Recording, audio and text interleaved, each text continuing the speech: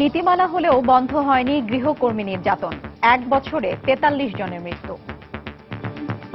আমি যে বাড়ির কথা কইছি আমার মাস শরীর খারাপ থাকলে ওই অবস্থায় কাজ করে, থাপ্পড় মারে, গাড়ি দেয়, গালাগালি করে। একদিন যদি এমনি ছুটি নেই এর বেতন কাটতে রাখে। ক্ষতিগ্রস্তদের রাষ্ট্রীয় সুরক্ষার পাশাপাশি অভিযুক্তদের বিচারের আওতায় আনার দাবি। প্রভাবশালী যারা এখানে আইনের ফাঁক ফোকর দিয়ে তারা বের হয়ে যায়। ইতিপূর্বে যে নির্যাতনগুলো হয়েছে সেই নির্যাতনগুলোর দৃষ্টান্তমূলক শাস্তির ব্যবস্থা, পাশাপাশি এরা দ্রুত বিচার আদালতে বিচারিত হবে। নির্যাতন বন্ধে প্রয়োজনে আইন করা হবে জানালেন শ্রম প্রতিমন্ত্রী। আমাদের স্টেক হোল্ডার আছে, এনজিও সহ, তাদেরকে নিয়ে আমরা একটা মনিটরিং সেল করেছি। প্রয়োজনে এই সরকার এই গৃহকর্মী নীতিমালাকে আইনে রূপান্তর করবে। দেখছিলেন বিশেষ শিরোনাম। দুপুরের সময়ে সঙ্গে আছি আমি হাফসাতুন নেসা এবং আমি ওয়াহিদা স্বপ্না। এবার অন্যান্য শীর্ষ সংবাদ। গুলশান হলে আর্টিজান হামলা মামলার তদন্তে উল্লেখযোগ্য অগ্রগতি হয়েছে জানালেন ডিএমপি কমিশনার। চার্জশিট নির্ভুল করতেই সময় লাগছে বললেন আইজিপি। রাজধানীর যাত্রাবাড়িতে নাশকতার অভিযোগ সহ 10 মামলায় বেগম জিয়াকে 1 ফেব্রুয়ারি আদালতে হাজিরের নির্দেশ। শুনানি হবে অভিযোগ গঠনের।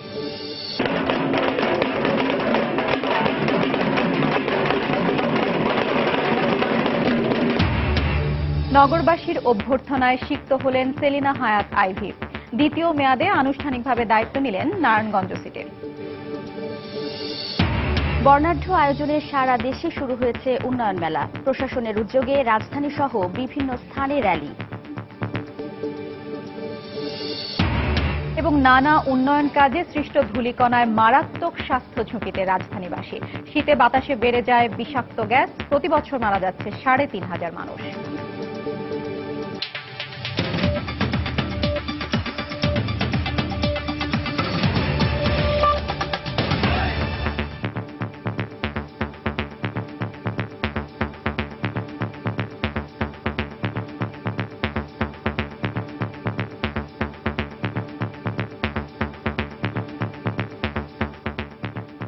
গৃহশ্রমিক সুরক্ষায় নীতিমালা তৈরির 1 বছরেও বন্ধ হয়নি নির্যাতন ও সহিংসতার মতো ঘটনা, বরং দিন দিন নৃশংসতা যেন বেড়েই চলেছে। শুধু গণমাধ্যমে আসা তথ্য অনুযায়ী গত 1 বছরে নির্যাতনের শিকার হয়ে 43 জন গৃহকর্মী মারা গেছেন।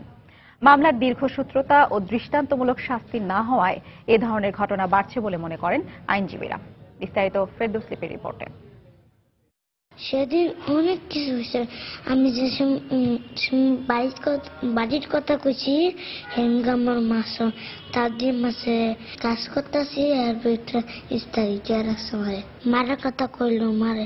9 বছর বয়সী জান্নাত এভাবেই তার উপর নির্যাতনের ঘটনা বর্ণনা দিয়েছে। দুঃসহ সেই দিনগুলো এখনো তাড়িয়ে বেড়াচ্ছে তাকে। প্রায় 4 মাস চিকিৎসাধীন থাকার পর এখন অনেকটাই সুস্থ সে। তবে অভাবের তাগিদে অন্যের বাসায় কাজ করতে আসা জান্নাতরা হয়তো সারা জীবনই এই নির্যাতনের চিহ্ন বয়ে বেড়াবে। শুধু একজন জান্নাতেই নয়, দেশে প্রতিনিয়ত গৃহশ্রমিকরা নির্যাতনের শিকার হচ্ছে, যার বেশিরভাগই রয়ে যায় অজানায়। 1 বছর আগে গৃহশ্রমিকদের সুরক্ষায় নীতিমালা তৈরি হলেও এখনো ভোর থেকে শুরু হওয়া তাদের কাজের নেই কোনো নির্দিষ্ট কর্মঘণ্টা। অনেক সময় বঞ্চিত হয় ন্যূনতম মানবিক অধিকারটুকু। বেসরকারি সংস্থা বিলসের তথ্য অনুযায়ী সারা দেশে গত 5 বছরে 225 জন নির্যাতিত গৃহশ্রমিকের মৃত্যু হয়েছে। আহত হয়েছে কমপক্ষে 161 জন। এর মধ্যে 2016 সালে 64 জন গৃহকর্মী নির্যাতনের শিকার হয়েছেন আর মৃত্যু হয়েছে 43 জন। শরীর খারাপ থাকলে ওই অবস্থায় কাজ করে, পরের মানুষ তো আর এটা বোঝে না, তাদের কাজ হলেই। একদিন যদি এমনি ছুটি নেই এর বেতন কাটতে রাখে। ছোট নাই বড় নাই, থাপ্পড় মারে, গাড়ি দেয়, গালাগালি করে। প্রভাবশালী যারা এখানে আইনের ফাঁক ফোকর দিয়ে তারা বের হয়ে যায়। আমরা দেখেছি যে টাকা মিনিমাইজ হয়ে যায়। এ ধরনের ঘটনায় ক্ষতিগ্রস্তদের রাষ্ট্রীয় সুরক্ষার পাশাপাশি অভিযুক্তদের দ্রুত বিচারের আওতায় আনার কথা বলছেন সংশ্লিষ্টরা। ইতিপূর্বে যে নির্যাতনগুলো হয়েছে সেই নির্যাতনগুলোর দৃষ্টান্তমূলক শাস্তির ব্যবস্থা, পাশাপাশি এরা দ্রুত বিচার আদালতে বিচারিত হবে। নীতিমালার ভিতরে সচেতনতা বৃদ্ধির বিষয়গুলো আছে, কিভাবে কার মাধ্যমে কি করা হবে এগুলো নিয়ে যত তাড়াতাড়ি সম্ভব এই কাজগুলো করা উচিত। শ্রম ও কর্মসংস্থান প্রতিমন্ত্রী জানান, নীতিমালা বাস্তবায়নের জন্য ইতিমধ্যে মনিটরিং টিম সহ নানা ধরনের উদ্যোগ নেওয়া হয়েছে। আমাদের স্টেক হোল্ডার আছে, এনজিও সহ, তাদেরকে নিয়ে আমরা একটা মনিটরিং সেল করেছি। প্রয়োজনে এই সরকার এই গৃহকর্মী নীতিমালাকে আইনে রূপান্তর করবে।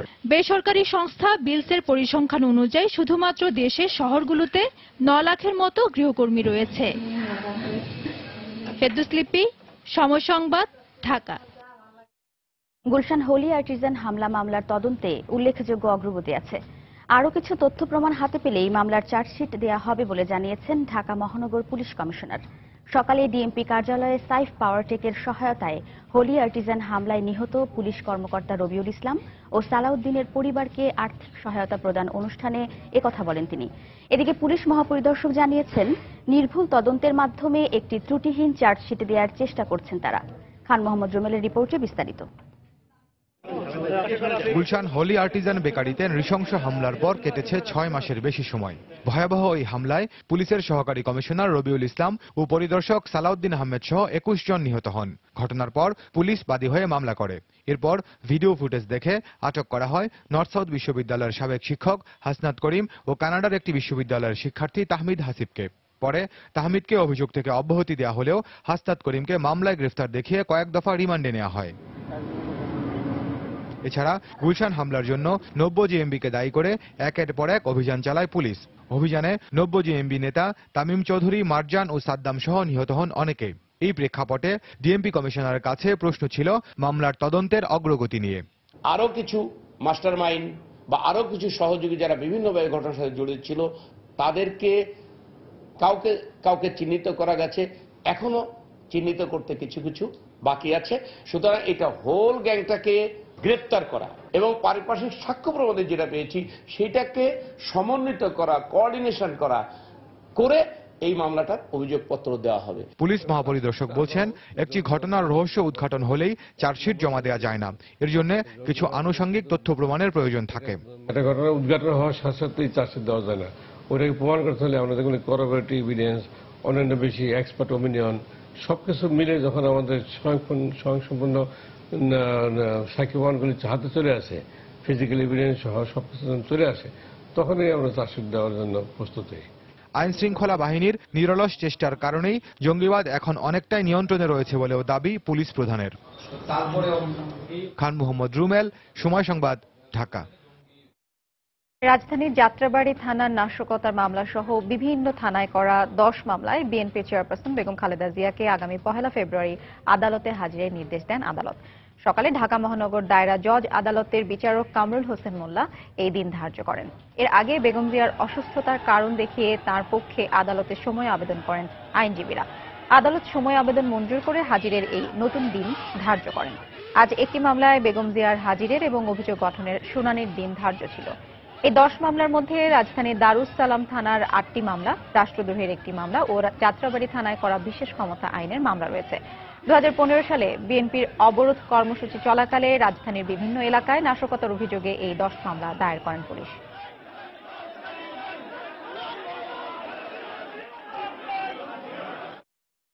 দুপুরের সময় আরো থাকছে।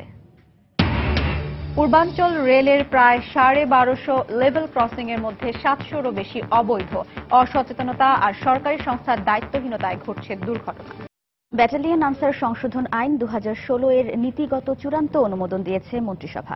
প্রধানমন্ত্রী শেখ হাসিনার সভাপতিত্বে মন্ত্রিসভার নিয়মিত বৈঠকে এ অনুমোদন দেওয়া হয়। সকালে সচিবালয়ে এ বৈঠক শুরু হয়। বৈঠকে তিতাস গ্যাস লাইন সংস্কারের জন্য শ্রীপুর থেকে জয়দেবপুর মোড় পর্যন্ত প্রায় 13,000 গাছ কাটার অনুমোদন দিয়েছে মন্ত্রিসভা। এর দ্বিগুণ গাছ লাগানো হবে সিদ্ধান্তভাবে সিদ্ধান্ত হয়। এরপর প্রশাসনিক সংস্কার ও পুনর্বিন্যাসের সংক্রান্ত জাতীয় কমিটি নিকারের বৈঠকে কুমিল্লার লালমাইকে 491তম উপজেলা হিসেবে ঘোষণা করার সিদ্ধান্ত হয়। এছাড়া স্থানীয়দের দাবির প্রেক্ষিতে পিরোজপুরের জিয়ানগর উপজেলার নাম পরিবর্তন করে ইন্দুরকোনিয়া করার সিদ্ধান্ত হয়েছে।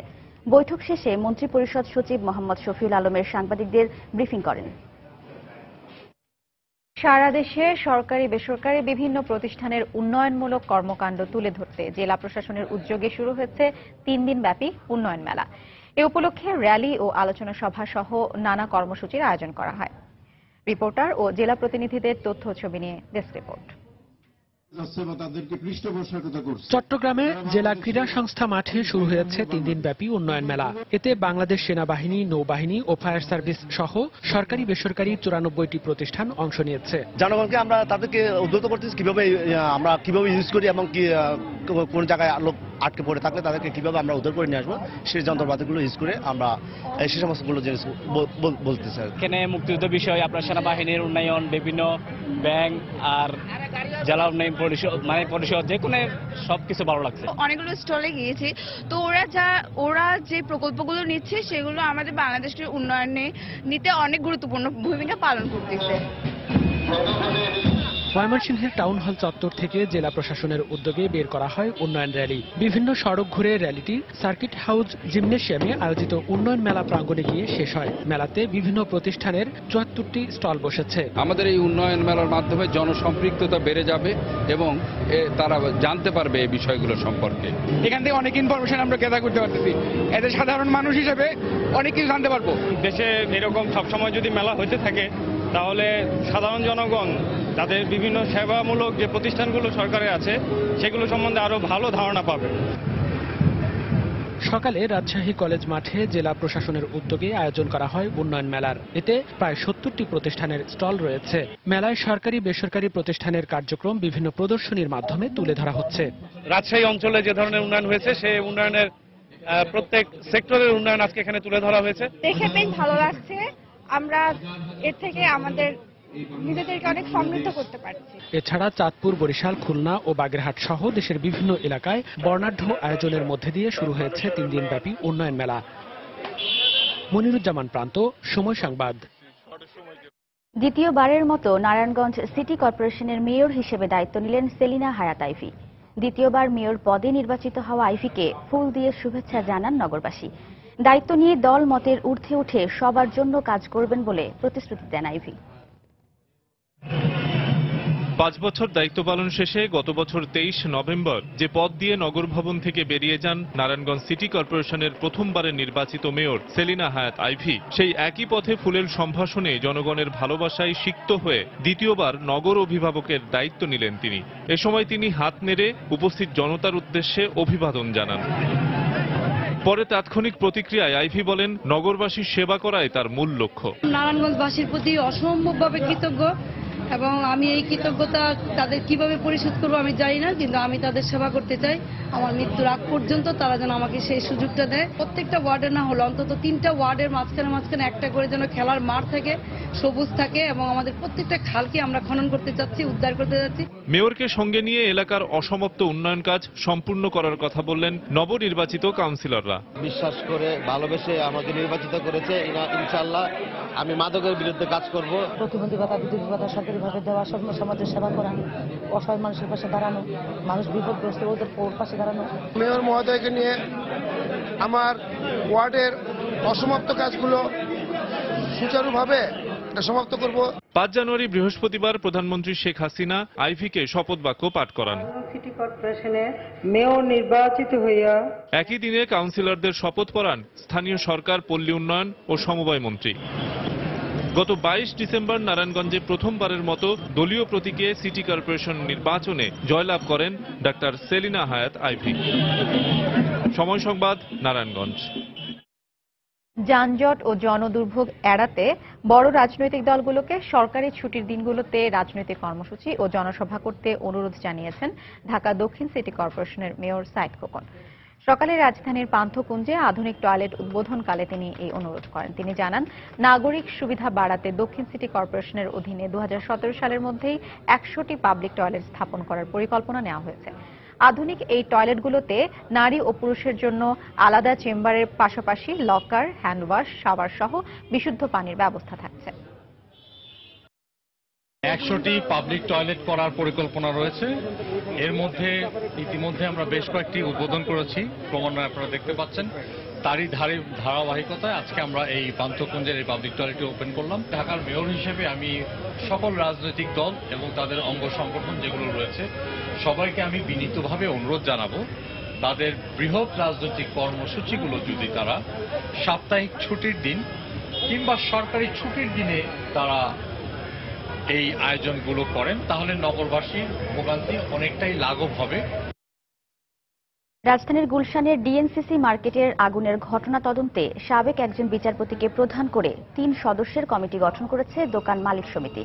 এদিকে সামনের খালি জায়গায় ক্ষতিগ্রস্তদের জন্য 291টি দোকান তৈরি করে দেওয়ার ঘোষণা দিয়েছে ঢাকা উত্তর সিটি কর্পোরেশন।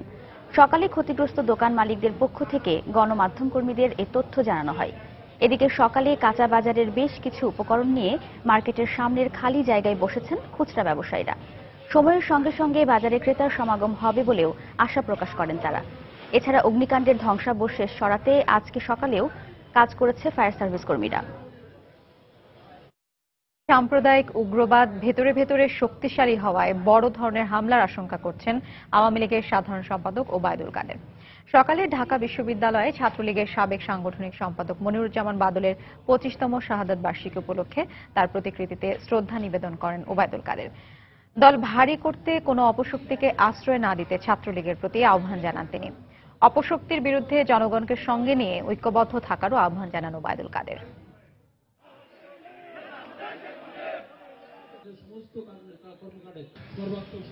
সাম্প্রদায়িক উগ্রবাদী অপশক্তি তারা কিন্তু তলে তলে ভয়ঙ্কর প্রস্তুতিতে আছে।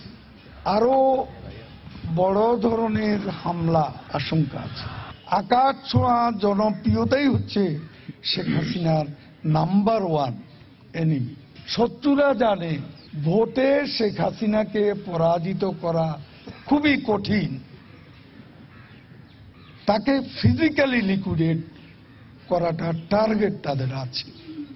সেই চক্রান্ত বাংলাদেশে এখন বর্তমান। বিএনপির জনসমর্থন ও শক্তি সম্পর্কে সরকারের স্বচ্ছ ধারণা আছে বলেই সরকার কৌশলে দলের নেতাকর্মীদের দমিয়ে রাখতে চায় বলে মন্তব্য করেছেন দলটির মহাসচিব মির্জা ফখরুল ইসলাম আলমগীর। সকালে নয়াপল্টনে দলের কেন্দ্রীয় কার্যালয়ে সংবাদ সম্মেলনে তিনি এ মন্তব্য করেন। আমরা খুব ভালো করে জানতে চাই যে ইসলামী ব্যাংক কি প্রবলেমগুলো ক্রিয়েট করেছে, যে জন্য তার পুরোপুরি ম্যানেজমেন্ট চেঞ্জ করতে হচ্ছে। আমরা তো পরিষ্কার করে জানতে চাই এই বিদেশটা কোন বিদেশ, যারা এই চাপ সৃষ্টি করছে। আমি ধন্যবাদ জানাবো আওয়ামী লীগের সাধারণ সম্পাদক সাহেবকে, সত্য কথা উচ্চারণ করেছেন। বিএনপিকে দুর্বল ভাবলে ভুল করা হবে। আপনারা সেটা জানেন বলেই আমরা যেন আপনার সমবেত হতে না পারি, সংগঠিত হতে না পারি, আমরা মিছিল করতে না পারি, সমাবেশ করতে না পারি, তার জন্য আপনারা সেটাকে ওইভাবে দূরে সরিয়ে রাখছেন এবং নির্বাচনটাকে নিজের কন্ট্রোলে রাখার চেষ্টা করছেন। গাইবান্ধার সুন্দরগঞ্জে সংসদ সদস্য মঞ্জুরুল ইসলাম লিটন হত্যা মামলায় জামায়াতের আরও এক নেতাকে গ্রেফতার করেছে পুলিশ। গতকাল বিকেলে সুন্দরগঞ্জ পূর্ব জামায়াতের আমির সাইফুল ইসলাম মণ্ডলকে জিজ্ঞাসাবাদের জন্য আটক করে পুলিশ। পরে সকালে তাকে গ্রেফতার দেখানো হয়। এর আগে এ মামলার সুন্দরগঞ্জ উপজেলা পরিষদের সাবেক ভাইস চেয়ারম্যান সহ 7 জনকে গ্রেফতার করে পুলিশ। তারা প্রত্যেকে 7 দিনের রিমান্ডে আছেন। গত 31শে ডিসেম্বর সুন্দরগঞ্জের বামুনডাঙ্গা মাস্টারপাড়ায় নিজ বাড়িতে দুর্বৃত্তদের গুলিতে নিহত হন সংসদ সদস্য মঞ্জুরুল ইসলাম লিটন। ঘটনার পরদিন নিহতের বোন ফাহমিদা বুলবুল কাকলি বাদী হয়ে সুন্দরগঞ্জ থানায় একটি হত্যা মামলা দায়ের করেন। ঘরে ঢুকে সংসদ সদস্যকে হত্যার ঘটনা দেশের নিরাপত্তার জন্য অশনির সংকেত বলে মন্তব্য করেছেন জাতীয় পার্টির চেয়ারম্যান হুসেইন মোহাম্মদ এরশাদ। দুপুরে রংপুরে নিজ বাসভবনে সাংবাদিকদের একথা বলেন তিনি। নির্বাচন কমিশনের বিষয়ে সরকারের যে কোনো সিদ্ধান্ত জাতীয় পার্টি মেনে নেবে বলেও জানান তিনি। সমস্ত এমপি তারা বলছে আমাদের প্রোটেকশন দেওয়া হোক, নিরাপত্তার ব্যবস্থা করা হোক। আমি জনপ্রতিনিধি, আমি জনগণকে বিচ্ছিন্ন হই, প্রোটেকশনের মধ্যে থাকি, পুলিশরা নিরাপত্তায় থাকি, তারা জনপ্রতিনিধি হলাম কেন? আমি জনপ্রতিনিধির মধ্যে জনগণের মধ্যে যাবো, তাদের সাথে কথা বলবো, সুখ দুঃখের কথা বলবো, তাদের বিপদ আপদে পাশে থাকবো, এটা জনপ্রতিনিধি আমি। তাই জনপ্রতিনিধি যদি নিরাপত্তা চায়, তাই জনপ্রতিনিধি হওয়া উচিত না আমাদের। তাদের অস্তিত্ব নিয়ে টিকে থাকা কঠিন, অথচ তাদের না মানে কিছু যায় আসে না। সরকার যেটা করবে আমরা যদি সমর্থন দিই সেটাই হবে। ইন্টারনেটে প্রকাশিত ফোন আলাপে রাষ্ট্রদ্রোহিতার মতো কোনো কথা ছিল না বলে দাবি করেছেন নাগরিক ঐক্যের আহ্বায়ক মাহমুদুর রহমান মান্না। সকালে জাতীয় প্রেস ক্লাবে সাংবাদিকদের সঙ্গে মতবিনিময় সভায় এই কথা বলেন তিনি। অনুষ্ঠানে নির্বাচন কমিশন ইস্যু নিয়ে রাষ্ট্রপতির সংলাপকে আনুষ্ঠানিকতা বলে মন্তব্য করেন তিনি। রাষ্ট্রপতির সংলাপের আহ্বানটা তো আসলে একটা ফর্মালিটি। রাষ্ট্রপতি নিজে নিজের ক্ষমতায় যোগ্যতায় কতখানি করবেন, করতে পারবেন, সেটা অতীত আমাদেরকে খুব সুখকর কোনো ফল দেয় না। আগামীতে হোক এটা চাই, ওনার প্রতিও আবেদন জানাই উনি যেন সেরকম করে করেন। কারণ যদি নির্বাচনই সমস্ত মানুষের অধিকার নিশ্চিত করতে না পারে তাহলে হবে কেমন? সেই নির্বাচনটা প্রধানত নির্বাচন কমিশন করে। অর্থাৎ নির্বাচন কমিশন গঠনের ব্যাপারে আমি মনে করি প্রথমত আন্তরিক হওয়া দরকার। পরিবেশ অধিদপ্তরের 5 বছরের হিসেব জানান দিচ্ছে বছরের অন্যান্য সময়ের চেয়ে শীতে রাজধানীর বাতাস থাকে অতি ভয়ঙ্কর পর্যায়ে। সাম্প্রতিক বছরগুলোতে মেগাসিটি জুড়ে চলা উন্নয়ন কর্মকাণ্ড বাড়িয়ে দিয়েছে ধূলিকণার পরিমাণ। বিশ্বব্যাংকের প্রতিবেদন বলছে বিশ্বে দূষিত নগরের মধ্যে ঢাকার স্থান 23তম। আর বিশেষজ্ঞরা বলছেন দেশে বছরে 3,500 মানুষ বায়ু দূষণজনিত অসুখে মারা যান। শাতিলা শারমিনের বিশেষ প্রতিবেদন, ক্যামেরায় ছিলেন খলিলুর রহমান।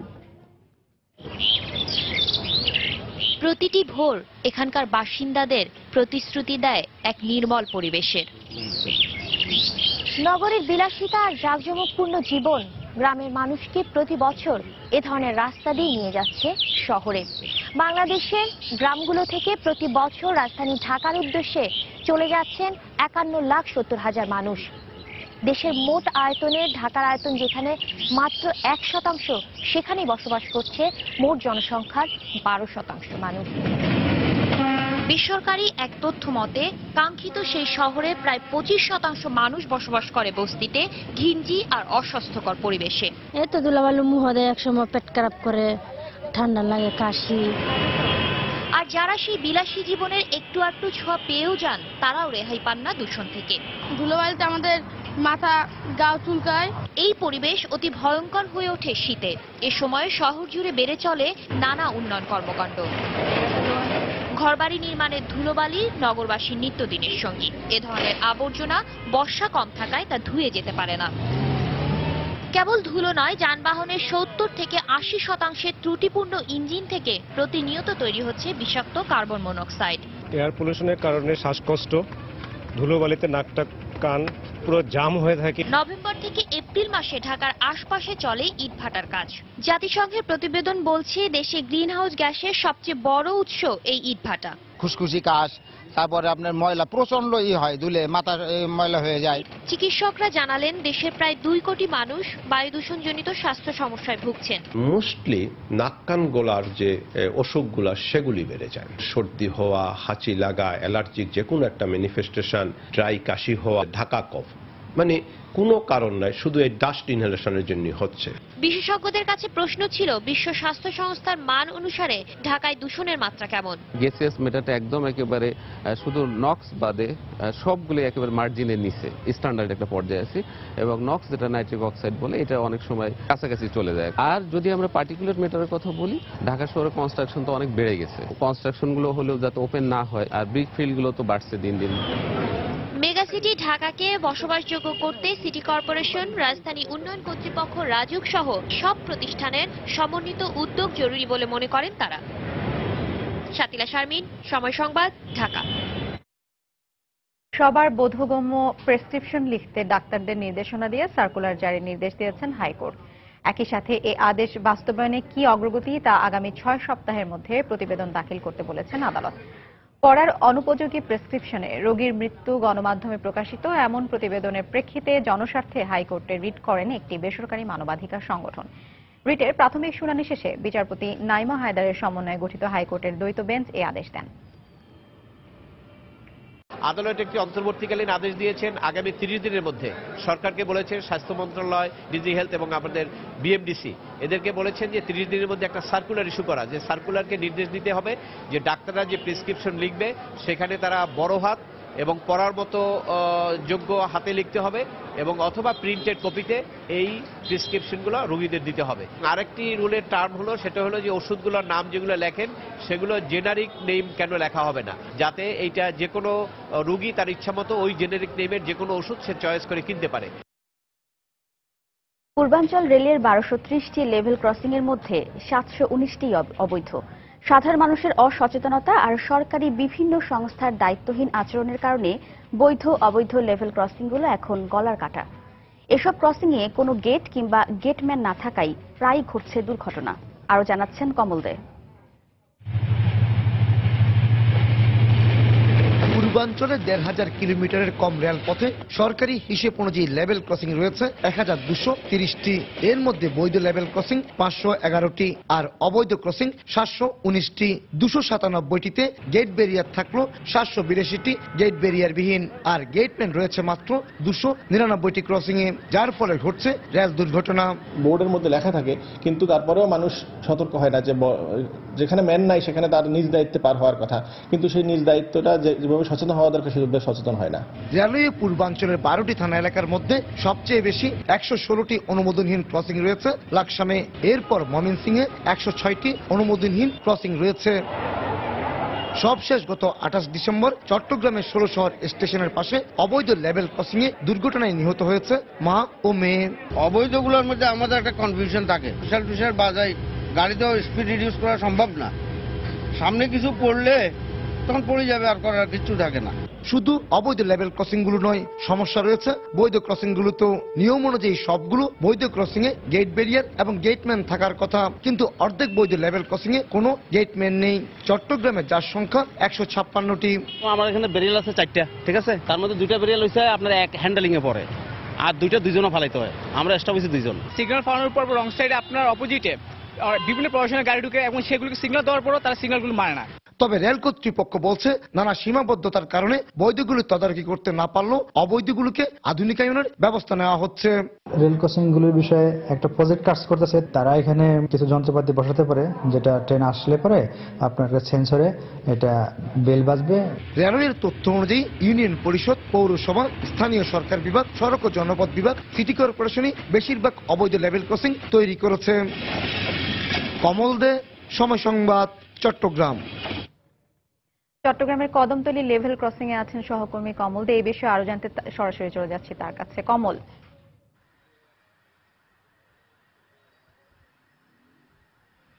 ধন্যবাদ হাফসা। লেভেল ক্রসিং অর্থাৎ বৈধ অবৈধ এখন আর কোনো শব্দ নেই। বৈধ অবৈধ দুই পক্ষই এখন কিন্তু রেলওয়ে কর্তৃপক্ষ পরিচালনা করতে গিয়ে চরম ভোগান্তিতে পড়তে হচ্ছে। আমি এখন যেখানে দাঁড়িয়ে আছি সেটা হচ্ছে রেলওয়ের সবচেয়ে বড় রেল ক্রসিং বলা হয় কদমতলী রেল ক্রসিং। আমরা দেখতে পাচ্ছি যে একটি ট্রেন ক্রস করার জন্য কিছুক্ষণ আগে এখানে ব্যারিয়ার ফেলা হয়েছে, কিন্তু আমরা দেখেছি যে রং সাইড দিয়ে গাড়িগুলো ঢুকে ঢুকে কিন্তু ক্রস করে চলে যাচ্ছে, অর্থাৎ একটা ঝুঁকির মধ্যে পড়তে হচ্ছে। আমরা এটা যে আপনি দেখতে পাচ্ছেন যে এক পাশে কিন্তু রাস্তা ব্যারিকেড, অপর পাশে রাস্তা যেহেতু খোলা রয়েছে রং সাইড দিয়ে, ঠিক সেই সময় কিন্তু যানবাহনগুলো ঢুকে যাচ্ছে। আমি যদি একটু পিছনের দিকে তাকানোর চেষ্টা করি, আপনাদের দেখানোর চেষ্টা করি যে রেল ক্রসিং অর্থাৎ এটা একটি বৈধ ক্রসিং এ যে সিগন্যাল ম্যান রয়েছে তাকে কতটা ভোগান্তি পোহাতে হচ্ছে তাকে দেখেন আপনি। রং সাইড দিয়ে গাড়িগুলো কিন্তু চলে আসছে, কিন্তু গাড়ি আসার কথা না। আমি যদি একটু দেখানো যায় যে ট্রেনটা এখন ক্রস করবে, ঠিক সেই সময়ে কিন্তু এর কিছুক্ষণ আগেও কিন্তু তারা এখানে রাস্তা গাড়ি ক্রস করে গেছে। আরেকটা বিষয় বলি আমরা দেখেছি কিছুক্ষণ আগেও কিন্তু যখন ব্যারিয়ার ফেলা হয়েছে, ব্যারিয়ার অতিক্রম করে কিন্তু অনেকগুলো যানবাহন প্রায় ট্রেনের কাছাকাছি চলে আসছিল ঠিক কিছুক্ষণ আগেও। অর্থাৎ বলা চলে যে বৈধ অবৈধ যেটাই বলা হোক না কেন, সবগুলি ক্রসিং এ এখন রেলওয়ে কর্তৃপক্ষের গলার কাটা হয়ে দাঁড়িয়েছে। অবৈধ ক্রসিং গুলো যত কোনো ব্যারিয়ার নেই কিংবা গেটম্যান নেই, কিন্তু যেগুলো বৈধ রয়েছে আপনি দেখেন যে রং সাইড দিয়ে এখন ঠিক রাস্তার মাঝপথে গাড়ি যানবাহন এসে পড়েছে। কিছুক্ষণ পর কিন্তু চট্টগ্রাম থেকে ঢাকাগামী মহানগর গৌদুলি যেমন চট্টগ্রাম স্টেশন ত্যাগ করবে, ঠিক তেমনি নাজিরহাট থেকে চট্টগ্রামগামী ডেমো ট্রেন সহ আর বেশ কটি ট্রেন কিন্তু এখন স্টেশনে প্রবেশ করার কথা। ঠিক সেই সময় যে রেল লাইনটি অতিক্রম করে এসব ট্রেন স্টেশনে প্রবেশ করবে, ঠিক সবগুলি এই লাইনের উপর কিন্তু এখন যানবাহন দাঁড়িয়েছে। অর্থাৎ বলা যায় অবৈধগুলিতে হয়তো কোনো রকম তারা নিয়ন্ত্রণ করতে পারে না, হয়তো বৈধগুলিতে নিয়ন্ত্রণের একটা সুযোগ থাকে, কিন্তু তারপরে যে নিয়ন্ত্রণের সুযোগটি রয়েছে সেই জনগণ অসচেতন হওয়ার কারণে কিন্তু ঝুঁকির মধ্যে পড়তে হয়। আমরা জানি যে ঠিক গত এক সপ্তাহ কিন্তু এই ক্রসিং এর মধ্যে কিন্তু একজন মহিলার মৃত্যু হয়েছে। ঠিক এই ক্রসিং দেওয়ার পর অর্থাৎ ব্যারিয়ার ফেলার পরও তিনি রেল লাইন অতিক্রম করার চেষ্টা করেছিলেন। আমি যেটা বলি যে কিন্তু চট্টগ্রামে যে বলা হচ্ছে রেলওয়ে পূর্বাঞ্চলে 1230টি রেল ক্রসিং রয়েছে, তার মধ্যে অবৈধ সংখ্যা যার সবচেয়ে বেশি, যার পরিমাণ 719টি এবং বৈধ সংখ্যা হচ্ছে 511টি।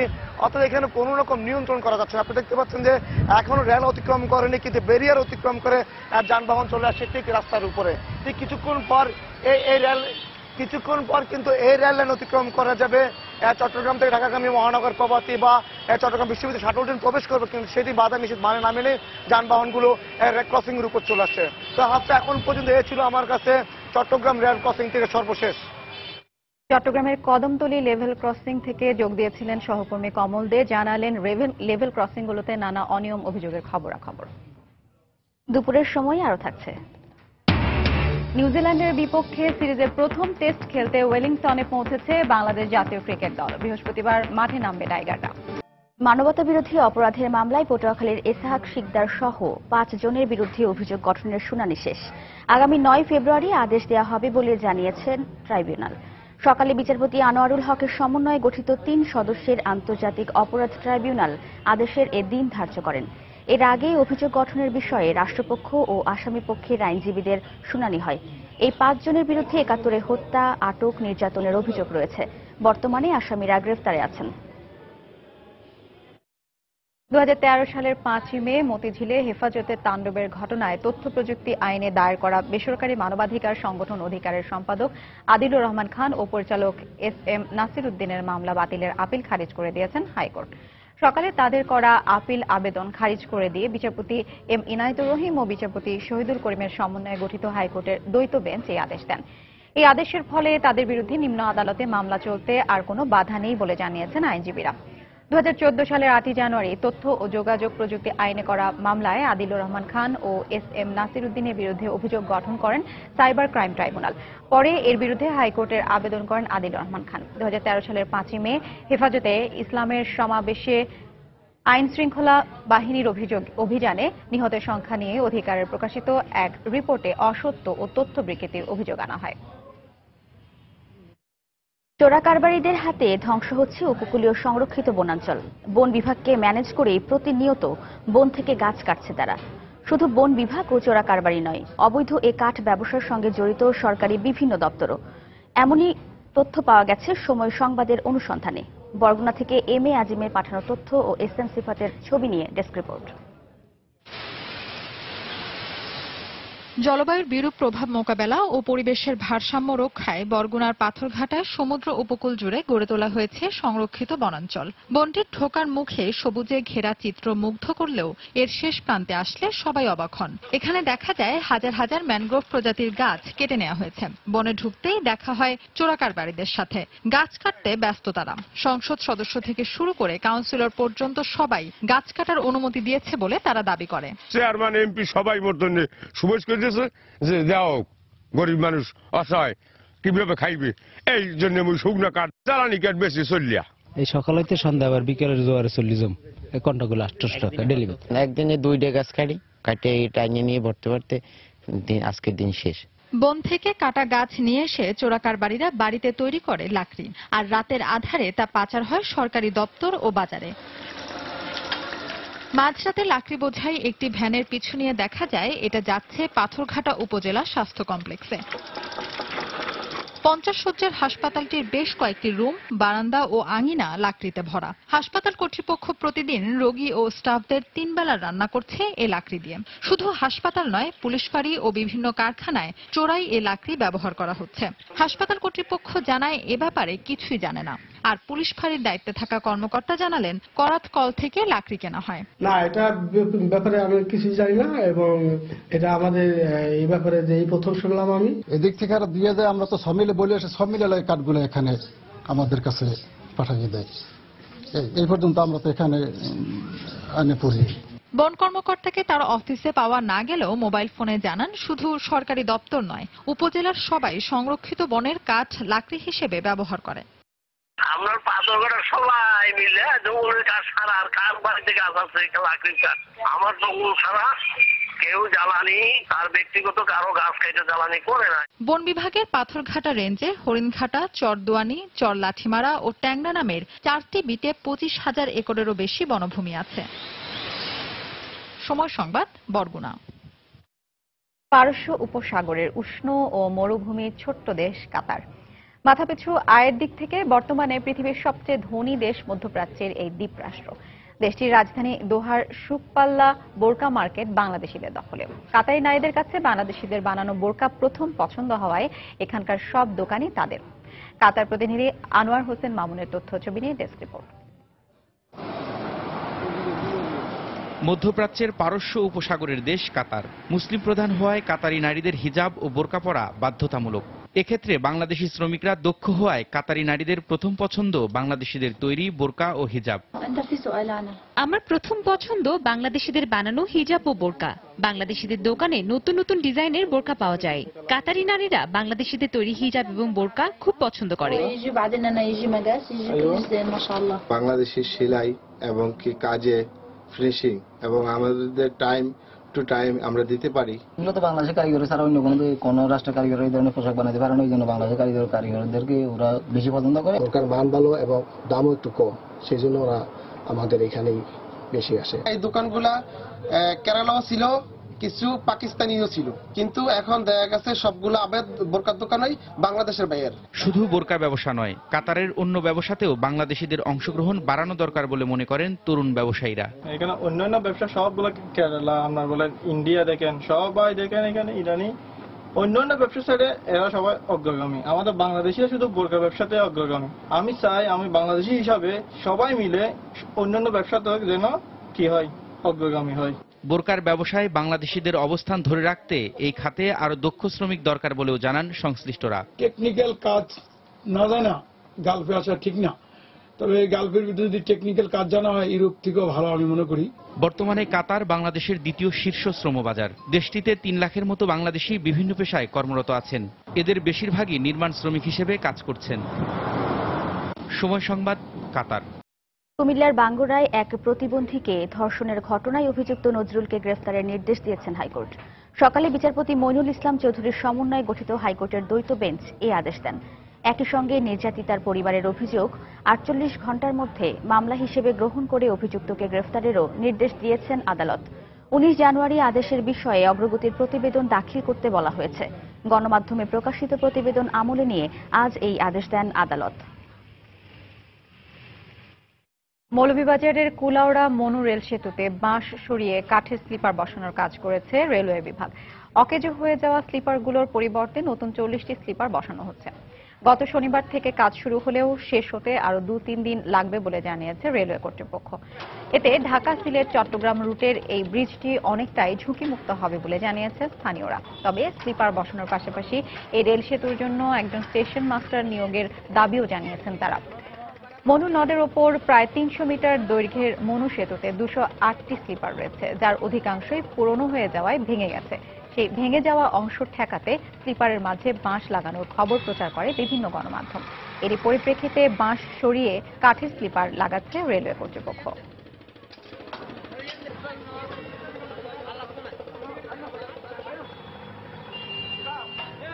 স্টেশন মাস্টার নাই, কিন্তু স্টেশন মাস্টার যদি থাকতা তো মনুর যে ব্রিজ ও ব্রিজটাও তাই খেয়াল নিয়াল করতে পারতা বা স্টেশনের উন্নত মান হইতো। এরকম যদি কামটা চালানি হয় আরো সুন্দর হয়, আরো ভালো হয়। সমস্ত ব্রিজের উপরটা যাতে সুন্দর সিলভার লাগাইয়া ব্যবস্থা করার জন্য আমরা আশা করি। প্রায় 40টা লাকড়ি আমরা বদলাইছি। কাজ তো আরো 3-4 দিন আগ থেকে শুরু হয়েছে, আরো 2 দিন হইলে ব্রিজের কাম কমপ্লিট হয়ে যাব গিয়া। মোটামুটি ব্রিজ এখন বালা। যে পুরাতন স্লিপার আছে সেগুলো পরিবর্তন করে নতুন স্লিপার লাগানোর যে প্রক্রিয়া শুরু করেছে, আমি এজন্য রেল বিভাগকে ধন্যবাদ জানাই। কিন্তু এইভাবেই এই ব্রিজকে ঝুঁকিমুক্ত করা সম্ভব হবে না। যুক্তরাষ্ট্রের ঐতিহ্যবাহী আঞ্চলিক সংগঠন অর্গানাইজেশন অব আমেরিকান স্টেটসের স্থায়ী পর্যবেক্ষকের মর্যাদা পেয়েছে বাংলাদেশ। সকালে পররাষ্ট্র মন্ত্রণালয় বিষয়টি নিশ্চিত করেছে। গণতন্ত্র, মানবাধিকার, নিরাপত্তা ও উন্নয়ন বিষয়ে অংশগ্রহণমূলক প্রতিনিধিত্বের প্রত্যাশায় বাংলাদেশের পক্ষ থেকে সংগঠনটির স্থায়ী পর্যবেক্ষক হওয়ার বিষয়ে এর আগে আবেদন করা হয়েছিল। সংগঠনের মহাসচিব লুইস আলম্যাগ্রো সোমবার পররাষ্ট্রমন্ত্রী আবুল হাসান মাহমুদ আলীকে এক চিঠির মাধ্যমে স্থায়ী পর্যবেক্ষকের মর্যাদার বিষয়টি নিশ্চিত করেছেন। চিঠিতে মহাসচিব বলেন, এই মর্যাদার মধ্য দিয়ে বাংলাদেশ এবং যুক্তরাষ্ট্রের মানুষ উপকৃত হবেন। 1948 সালে প্রতিষ্ঠিত সংগঠনটির বর্তমান সদস্য 35টি দেশ। এর স্থায়ী পর্যবেক্ষকের মর্যাদা রয়েছে 72টি দেশের। জেরুজালেমে ইসরায়েলি সেনাদের ওপর লরি হামলার ঘটনায় ফিলিস্তিনি নাগরিকদের চলাচলে কড়াকড়ি আরোপ করেছে ইসরায়েল। এর আগে হামলাকারী আইএসের সমর্থক বলে দাবি করেন দেশটির প্রধানমন্ত্রী বেনিয়ামিন নেতানিয়াহু। এ ঘটনার পর হামলাকারী পরিবারের সদস্য সহ 9 জনকে আটক করেছে পুলিশ। তবে হামলার প্রশংসার পাশাপাশি উল্লাস করে র্যালি করেছে ফিলিস্তিনি সশস্ত্র গোষ্ঠী হামাস। রোববার দক্ষিণাঞ্চলীয় পূর্ব জেরুজালেমের ইসরায়েলি আরমন হানেতিভ এলাকায় ওল্ড সিটি অব জেরুজালেম পরিদর্শনে আসে একদল ইসরায়েলি সেনা। এ সময় বাস থেকে নামতেই তাদের ওপর দ্রুতগতিতে ট্রাক তুলে দেয় এক ফিলিস্তিনি। এতে ঘটনাস্থলে 4 জন নিহত হয়, এছাড়া আহত হয় বেশ কয়েকজন। পুলিশ জানায় ইচ্ছাকৃতভাবেই ওই ফিলিস্তিনি এ হামলা চালিয়েছে। নিঃসন্দেহে এটি একটি সন্ত্রাসী হামলা। হত্যার উদ্দেশ্যে এ হামলা চালানো হয়েছে। আমাদের সেনাদের গুলিতে হামলাকারী নিহত হয়েছে। পাশাপাশি এ ধরনের হামলা যেন আর না হয় সে ব্যাপারে সজাগ রয়েছি আমরা। আমি পাশেই দাঁড়িয়েছিলাম। নিরাপত্তা বাহিনীর সদস্যরা বাস থেকে নামা মাত্রই ট্রাকটি তাদের গায়ের ওপর তুলে দেয়। এরপর সেনাবাহিনী ট্রাকটি লক্ষ্য করে গুলি শুরু করলে হামলাকারী নিহত হয়। হামলার কিছুক্ষণ পরেই ঘটনাস্থল পরিদর্শনে যান ইসরায়েলি প্রধানমন্ত্রী বেনিয়ামিন নেতানিয়াহু। পরে সাংবাদিকদের তিনি বলেন, ফাদি আহমেদ হামদান নামের ওই ফিলিস্তিনি আইএসের সমর্থক ছিলেন। আমরা হামলাকারীর পরিচয় শনাক্ত করতে পেরেছি। সে আইএসের সমর্থক। আইএসের প্রতি অনুপ্রাণিত হয়েই এই হামলা চালিয়েছে। এ বিষয়ে পদক্ষেপ গ্রহণের জন্য আমাদের প্রতিরক্ষা মন্ত্রীর সঙ্গে আলোচনা করব। তবে হামলাকারীর চাচা জানান, এটি হামলা নাকি দুর্ঘটনা তা খতিয়ে দেখা দরকার। এরই মধ্যে ইসরায়েল অধিকৃত পূর্ব জেরুজালেমে নিহত ফিলিস্তিনি তরুণের গায়েবানা জানাজা অনুষ্ঠিত হয়েছে। আমরা জানি না এটি হামলা নাকি দুর্ঘটনা। এই ঘটনার 1 ঘন্টা পরই ইসরায়েলি সেনারা আমাদের বাড়িঘর ধ্বংস করে দিয়েছে। আমাদের কয়েকজনকে আটক করেও নিয়ে গেছে তারা। হামলার পরই জেরুজালেম জুড়ে নিরাপত্তা জোরদার করেছে ইসরায়েলি কর্তৃপক্ষ।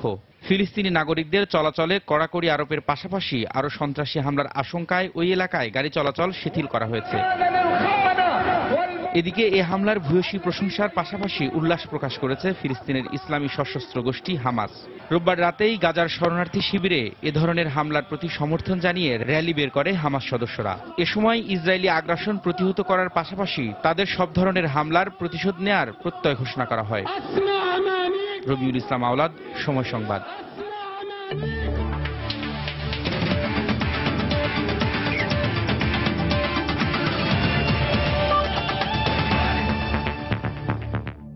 বাংলাদেশ নিউজিল্যান্ড সিরিজ প্রসঙ্গ। সীমিত ওভারের সিরিজ শেষ। এবার টেস্ট সিরিজে কিউইদের মুখোমুখি হবে বাংলাদেশ। 2 ম্যাচ সিরিজের প্রথম টেস্ট খেলতে চৌরাঙ্গা থেকে আজ ওয়েলিংটনে পৌঁছেছে বাংলাদেশ ক্রিকেট দল। আগামী বৃহস্পতিবার প্রথম টেস্টে ব্ল্যাক ক্যাপদের মুখোমুখি হবে টাইগাররা। চৌরাঙ্গা থেকে বিমানে করে অকল্যান্ড হয়ে ওয়েলিংটনে পৌঁছে মুশফিক সাকিবরা। তবে আজ কোনো অনুশীলন করেনি ক্রিকেটাররা। প্রথম টেস্টকে সামনে রেখে আগামীকাল বেসিন রিজার্ভে অনুশীলন করবে বাংলাদেশ। অনেক স্বপ্ন নিয়ে নিউজিল্যান্ড সফরে গেলেও ওয়ানডে ও টি-20 সিরিজে হোয়াইট ওয়াশ হয়েছে বাংলাদেশ। সীমিত ওভারের ক্রিকেটে ব্যাটিং, বোলিং কিংবা ফিল্ডিং কোনো বিভাগেই জ্বলে উঠতে পারেনি টাইগাররা। এবার আরও কঠিন চ্যালেঞ্জ বাংলাদেশের সামনে। সীমিত ওভারের ক্রিকেটে নিউজিল্যান্ডকে এর আগে হারানোর অভিজ্ঞতা থাকলেও টেস্টে কখনোই ব্ল্যাক ক্যাপদের হারায়নি বাংলাদেশ। এখন পর্যন্ত কিউইদের সঙ্গে মুখোমুখি 11 টেস্টের 8টিতেই হেরেছে বাংলাদেশ ক্রিকেট দল।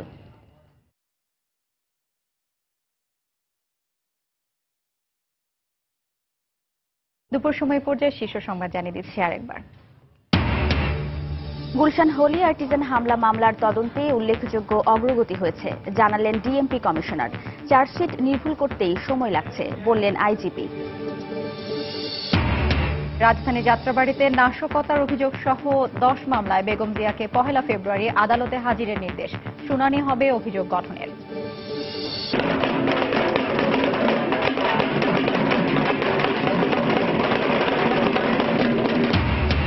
নগরবাসীর অভ্যর্থনায় সিক্ত হলেন সেলিনা হায়াত আইভি। দ্বিতীয় মেয়াদে আনুষ্ঠানিকভাবে দায়িত্ব নিলেন নারায়ণগঞ্জ সিটির।